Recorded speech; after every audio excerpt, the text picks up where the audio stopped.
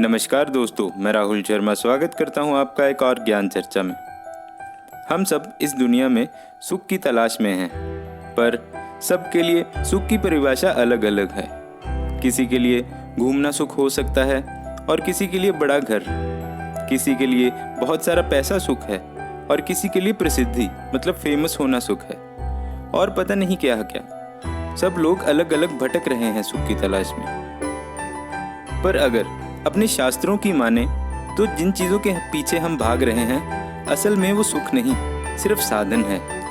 और शास्त्रों में सिर्फ 4 सुख बताए गए हैं, और जिंदगी में जितनी भी परेशानियां हैं वो भी इन 4 चीज़ों के जीवन में ना होने की वजह से हैं। ये चारों सुख कौन कौन से हैं, ध्यान से सुनिएगा, क्योंकि इससे आपको पता लगेगा कि जीवन में जितनी भी परेशानियां आती हैं या आई हैं वो सारी इन चारों में से ही निकली होंगी। अगर आपके पास ये चारों सुख हैं तो आपसे ज़्यादा कोई भी इस दुनिया में सुखी इंसान नहीं हो सकता। आप अपने आप को भाग्यशाली समझें।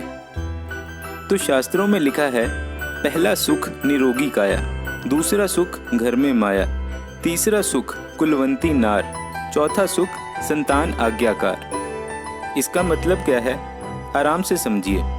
पहला सुख निरोगी काया का अर्थ है आप बिल्कुल स्वस्थ हैं, हंसते खेलते हैं, किसी भी तरह की कोई भी बीमारी आपको नहीं सताती, तो आप सुखी हैं।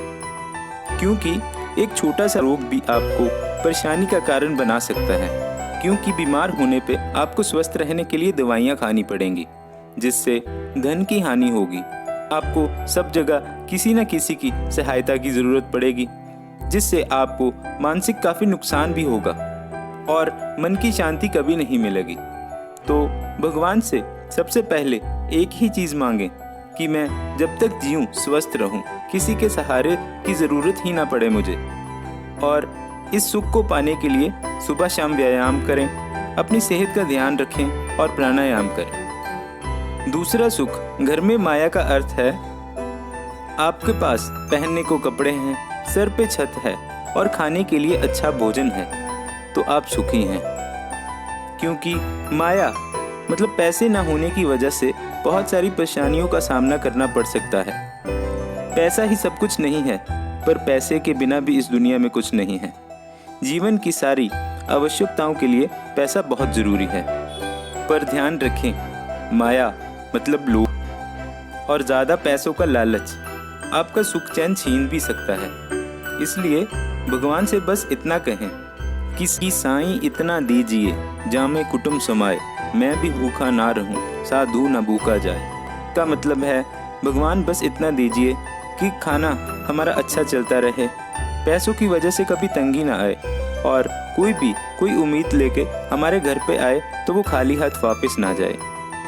लेकिन आप अगर सौभाग्यशाली हैं और महालक्ष्मी की आप पर बहुत कृपा है तो दीन दुखियों की सहायता करें, आपको मन की शांति मिलेगी।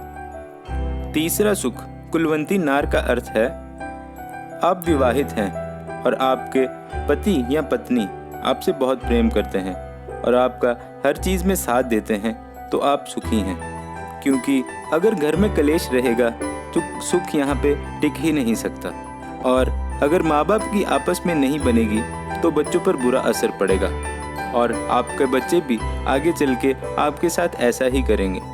इसलिए घर में प्यार होना बहुत ज़रूरी है।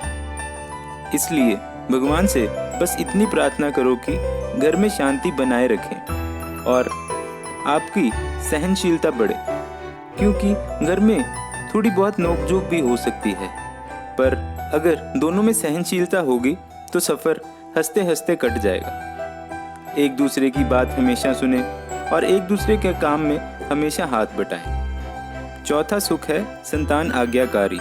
इसका मतलब आपके बच्चे अगर संस्कारी हैं, आपका कहा सब मानते हैं, व्यर्थ में किसी चीज़ की जिद नहीं करते, तो आप सुखी हैं। क्योंकि आप कितना भी धन कमा लो, भगवान का दिया आपके घर में सब कुछ है, पर अगर आपके बच्चे आपकी नहीं सुनते तो ऐसे धन का कोई अर्थ नहीं है। ऐसे घर में सुख कभी नहीं रह सकता। आपको बुढ़ापे में इधर उधर किसी न किसी का सहारा ढूंढना पड़ेगा। तो भगवान से हमेशा आज्ञाकारी संतान की प्रार्थना करो और बच्चों को धन दौलत देने से अच्छा होगा कि उन्हें अच्छे संस्कार दो, उन्हें धर्म की ओर लगाओ, क्योंकि अगर आपके बच्चे अच्छे होंगे और घर में सुख होगा तो इससे ज़्यादा कोई धन नहीं है। तो दोस्तों, अब से भगवान से बस इन 4 सुखों की प्रार्थना करें, बाकी सारे सुख इनमें से खुद निकल आएंगे। और दान पुण्य करते रहें, हमेशा मुस्कुराते रहें। भगवान आपका भला करे। ऐसी और वीडियो सुनने के लिए वीडियो को लाइक और चैनल को सब्सक्राइब करना मत भूलें। फिर मिलेंगे। ओम नमः शिवाय।